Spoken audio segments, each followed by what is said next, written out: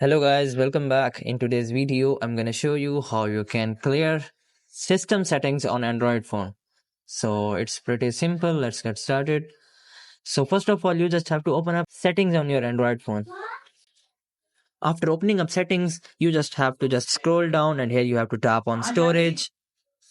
After tapping on storage, you guys are now able to see system storage. Now you guys can see there is a 38 gigabytes of storage, which is system storage. So it's lots of storage and you want to clear out, and how you can guys do this. So there are multiple ways to clear your system storage on Android phone. So first of all, make sure that you just have to update the phone. Sometimes when you does not update the phone, it cause lots of bugs which create lots of cached files in your mobile phone and which cause lots of storage on your mobile phone.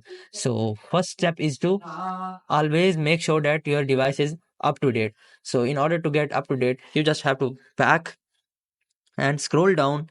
Here you have to tap on system. Now you have to tap on system update. I'm not able to update my phone, but you guys can be able to update your mobile phone from settings. And the second step is make sure that you just have to tap on apps.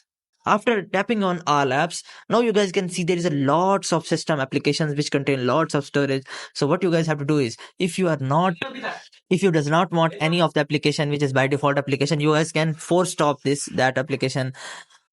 In order to clear the system app storage, you have to just open up any of the application like this one. I have already disabled this one. You just have to tap on storage, and here you have to tap on clear cache, clear storage, and just go back, and you guys can disable by tapping on disable button. In this way you guys can clear lots of storage from system applications. If you're still getting problem in storage, then you guys can go back and clear storage data and cache data of all other application which you are not using like regularly. So like you guys can see PowerPoint is capturing 425 megabytes. So you guys can just go on storage and cache and clear the cache data and also clear the storage data.